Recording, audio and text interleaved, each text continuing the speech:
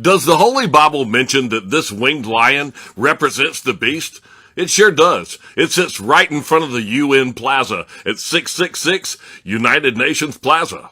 But the devil is always in the details, and that little logo right there at the top of the screen, that's next on the trumpet. This is the UN logo, and it's comprised of 33 segments that are joined together that form this flat earth, and then it's wrapped by the acacia leaves. Everything the UN does is going to be under that big flat earth logo right there. And in New York City, their address is 666 United Nations Plaza. Let's see how many times I can say 33. The Tower of Babel is at the 33rd degree parallel. Mount Hermon is where the fallen angels descended to earth. Mount Hermon is at 33 degrees right there. Where the fallen angels came to earth, that's mentioned right there in the book of Revelation, chapter 12. And his tail drew the third part of the stars of heaven, and did cast them to the earth. 1/3 is equal to 33.3%. It makes you wonder why the United Nations has a permanently manned location right on top of Mount Hermon. Well, you knew that was coming. Hey, look, I got 33 buttons all the way down my front. Me too! In their logo, they have 2 sprigs of acacia right here. And what's the Masonic significance of a sprig of acacia? It symbolizes the immortality of the soul when it is presented to a master mason. Matthew 23:10. Neither be ye called masters, for one is your master, even Christ. Genesis chapter 6. That the sons of God saw the daughters of men, that they were fair, and they took them wives, all of which they chose. There were giants in the earth in those days, and also after that, when the sons of God came in unto the daughters of men, and they bare children to them, the same became mighty men, which were of old, men of renown. When the fallen angels descended on Mount Hermon, they all bound themselves by mutual implications, and they are the oldest fraternity of men. And remember that Mount Hermon is on the 33rd degree. One of the biggest books mentioned in Freemasonry is Morals and Dogma, and this was written for the Supreme Council of the 33rd degree, and they're located right there in Charleston, South Carolina. I mean, you can't make this stuff up. That is a sprig of acacia. That stuff right there. Revelation chapter 20.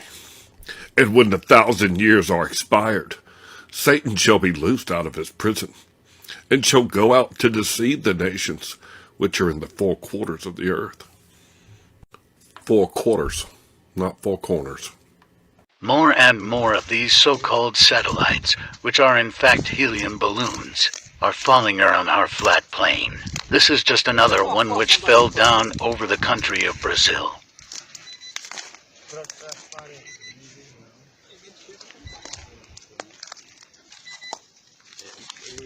Grande essa porra, viu?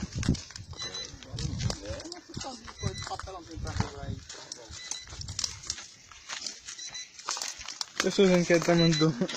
Não, mas não vai só a luz. Não, isso aí vai sair mais não.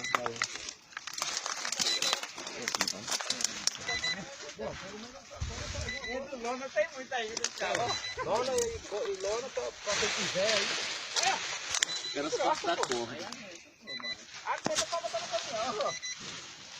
Aí não serve pra gente. Alguém tem uma faca aí na cinta?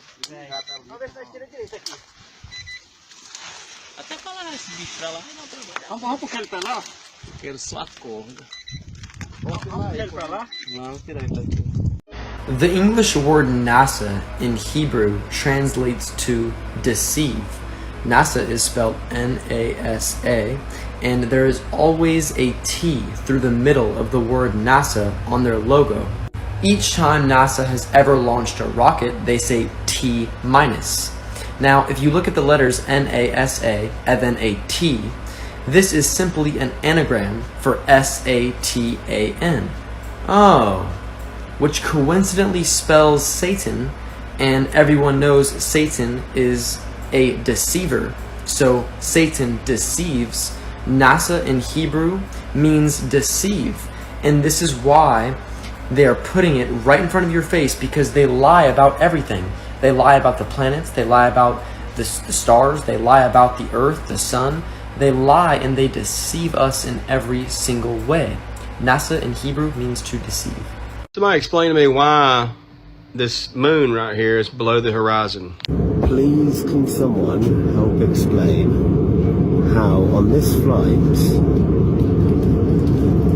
the moon is below the horizon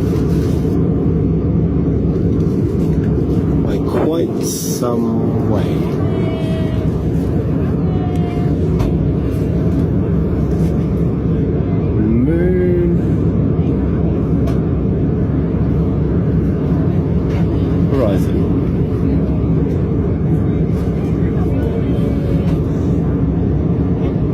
If the Earth is 25,000 miles in circumference, there must exist a curvature drop of 8 inches times the mile when you square the mile.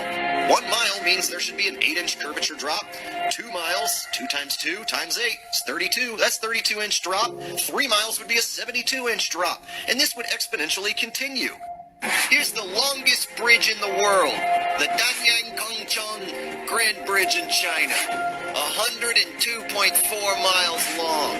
There should exist nearly 7,000 feet of curvature drop in that bridge. 7,000 foot curvature drop. Do you see it? It ain't there. Look at the horizon. It's flat. Another so-called satellite fell down over the Amazon region in Brazil. Why are all those satellites falling down attached to balloons? I think we know the answer. It's because there are no satellites in space. All they show us in our textbooks are nothing but CGI imagination. Here you see one that was photographed right when it was passing in front of the moon. I uploaded a similar video a couple of days ago and TikTok took it down within 30 seconds. They try really hard to hide the fact satellites are all floating up there with the help of balloons. There is nothing in so-called space. There is a firmament above us and nothing gets past the firmament. That so-called Chinese balloon was nothing but a satellite gone astray. We flat earthers try really hard to wake the masses up, but they choose to believe the lies of NASA. We have done all we can. It's no more our responsibility. They have chosen to be deceived. Deceived they will be. Just wait until Project Blue Beam gets implemented. Wait. Were you under the impression that seasons suggest that we're on a ball? It actually proves that the Earth is flat. Let me explain. So I'm supposed to believe that the Sun is 93 million miles away from the Earth, and seasons are caused by the simple tilt of the Earth as it orbits the Sun? Yeah, there's a lot of problems with the heliocentric model, but this one is really obvious. The sun rays are coming in 93 million miles away, okay? Just picture this. The rays are traveling through a space vacuum 93 million miles away. The warmth of the sun 93 million miles away. Now I'm supposed to believe that the tilt of the earth causes winter and summer, and the angle of the light does this. If the warmth of the sun already traveled 93 million miles, I don't think it would care for the simple tilt of the earth. I don't think it would cause winter and summer. But it only gets worse the more I look into this model. Perihelion is the point of the Earth's orbit that is nearest to the Sun. This always happens in early January and about 2 weeks after the December solstice. Aphelion is a point of Earth's orbit that is furthest away from the Sun. It always happens in early July, about 2 weeks after the June solstice. The perihelion, us being closest to the Sun, is in January. That's when we have winter. 91.4 million miles away. The aphelion, which is in July, 94.5 million miles away. So I'm supposed to believe that during the summer we're farthest away from the sun, and during winter we're closest to the sun? That doesn't make any sense.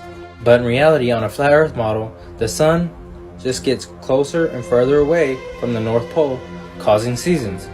For example, on the sun's innermost rotation around our flat earth, that's when Alaska can see 24-hour days, and Antarctica can never see 24-hour days. All those videos are fake. Before you go on enjoying your day or night, just remember, this model spawned from the Big Bang, just a random explosion. Why is there so many sixes lining up with this globe if it came from a cosmic explosion? If there's sun is over here and the moon is over here,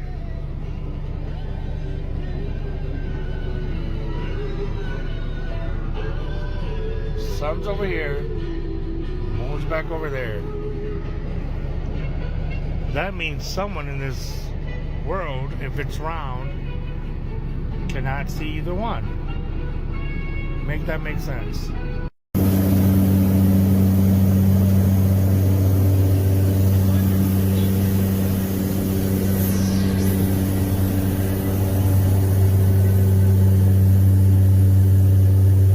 I'm going to present to you now to more so-called satellites, which are really high-altitude balloons that fell down. This first one fell down over the jungles of Peru in South America. NASA and other so-called space agencies always display images of satellites as being in space, orbiting a ball Earth. The truth of the matter is that satellites in space do not exist. They are all state-of-the-art equipment hanging on balloons. The internet and all communications depend in reality on under-the-oceans cables. All communication rely heavily on these undersea cables. Here you see one of these satellite balloons floating in front of the moon. And this is the second so-called satellite, which fell over in Congo, a country in Africa. You will always see these so-called satellites tied to giant helium balloons. There is absolutely no satellites in space. Have you met Mr. Blue Marble, Robert Simon? The last time anyone took a photograph from above low Earth orbit that showed an entire hemisphere was in 1972 during Apollo 17. NASA's Earth Observing System satellites were designed to give a checkup of Earth's health. By 2002, we finally had enough data to make a snapshot of the entire Earth. So we did. The hard part was creating a flat map of the Earth's surface with 4 months of satellite data. Reto Stockley, now at the Swiss Federal Office of Meteorology and Climatology, did much of this work. Then we wrapped the flat map around a ball. My part was integrating the surface, clouds, and oceans to match people's expectations of how Earth looks from space. That ball became the famous blue marble.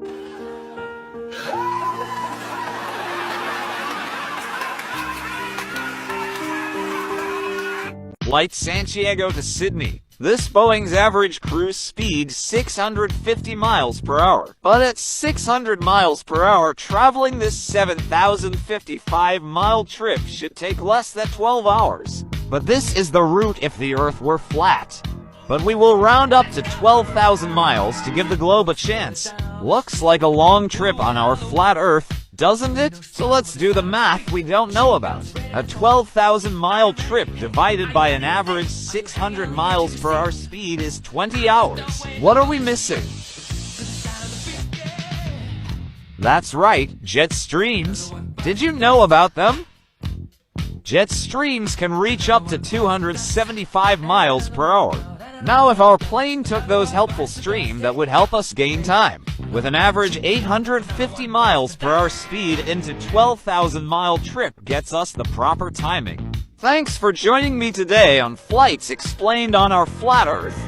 These are the jet streams of wind around Antarctica. Planes fly in these to gain time. What makes more sense? This looks a bit patched up, if you know what I mean. There is a bit more elegance to this, don't you think?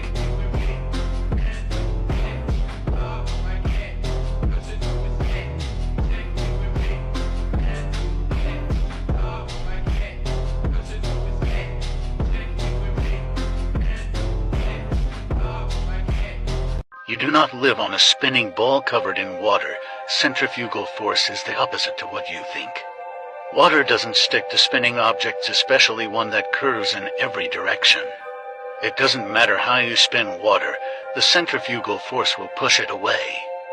I mean, it's basic science. How do you think a washing machine removes the water from your clothes? You're supposed to be on a ball spinning 1,000 miles per hour, orbiting the sun at 66,000 miles per hour while shooting through the galaxy at 500,000 miles per hour. That's also moving at 1.2 million miles per hour. Yet none of those speeds match anything we experience in reality. In fact, it's completely insane to suggest such a notion. Bodies of water always find an equilibrium. When they're at rest, the surface is completely flat. It's time to realize the math ain't mathing and the science ain't sciencing. You can't even make it make sense.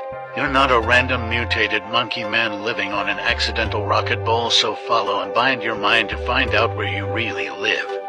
Another uneducated, indoctrinated globetard here who can't comprehend or understand and wrap his head around how Polaris, the North Star, stays directly above our North Pole and never moves, even though we're spinning 1,100 miles an hour while going around the sun 66,600 miles an hour while tilted at 66.6 degrees. A lot of 666s in there, but that's a whole nother issue.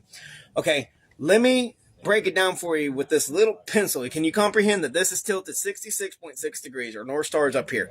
Well, as we're going around our sun, my guy, the tilt would change as you're going. That would mean the North Star would have to be moving at light speeds to keep up with that direction directly above our North Pole. Does that help you, Globetard? The Bible has all these verses in it that teaches the flat earth. This is a whole list right here of scriptures that teaches that the sun is the one that moves, not the earth. The flat earth map dates back over 1,000 years. This map is credited to being created by a Persian astronomer, Al-Biruni, who lived between 975 AD to 1048 AD. It's the official map of the United Nations and also the United States Geological Survey. It used to be present in many places before the creation of NASA and the Antarctic Treaty in 1959. Here you see it with Admiral Byrd. This map has been restored by Dmitry from Russia with suggestions of mine, Eddie Alenkar. Known by my YouTube channel Flat Earth Banjo, I asked Dmitry to include the Bermuda Triangle and Point Nemo, a place deep in the Pacific where NASA buries rockets. Then Robert Tozzi, a professional mapmaker, came along and enhanced the map even more. There are many people now selling this map online, but if you could order it from my online store, I would greatly appreciate it. Visit my online store today and order one of the items. I humbly thank you.